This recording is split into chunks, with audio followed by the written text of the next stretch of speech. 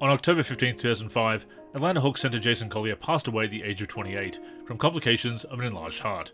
It was terribly sad news just as the new season was about to tip off, with Collier joining an unfortunate group of players who were still active when we lost them. Indeed, in 2005, we weren't too far removed from the tragic accidents involving Malik Sealy and Bobby Phills. For that matter, Conrad McRae passed away in 2000, also of an enlarged heart. And, although it had been 12 years at that point, longtime fans still recalled Reggie Lewis's untimely passing, as well as Drazen Petrovic's fatal crash. Petrovic, of course, had also become the subject of an infamous video game legend, the tale of the haunted NBA Jam cabinets.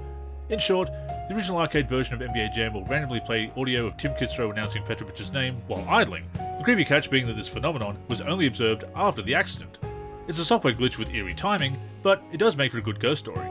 Some years back, a member of our community at the NLSC recalled a similar incident with Jason Collier in NBA Live 06 PC. As the story goes, after being removed from the rosters, he'll randomly show up as a referee, which is obviously a jarring sight. I had no recollection of that, so I began investigating. NBA Live 06 PC didn't receive any official roster updates, but I maintained the NLSC's official-unofficial roster. To that point, I did indeed remove Collier from the active rosters by releasing him into the free agents pool and then changing his team value in the database to 32, the retired pool. In that generation of NBA Live games, this essentially hides a player from the active rosters and purges them from the database upon starting a new Dynasty game. It's the easiest way of deleting players from the roster.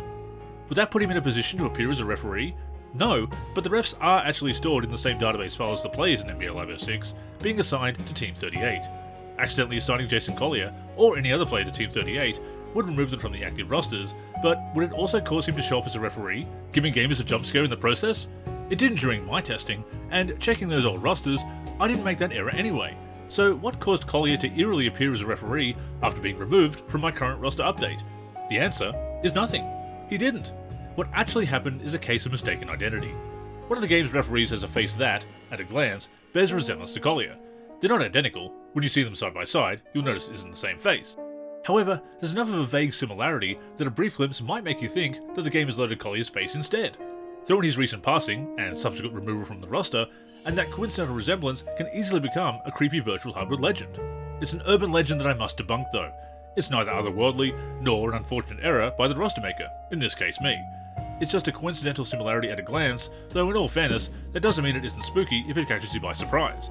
While Jason Collier may not have made an unexplained video game appearance after his passing, like Drazen Petrovic, his legacy extends beyond simply being a tale of the virtual Hardwood.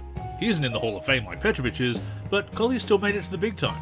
Furthermore, he was well regarded by his teammates. In fact, the G League Sportsmanship Award has carried his name since 2006, when it was still the D League. Nothing supernatural here, but from all accounts a super person whom we sadly lost too soon.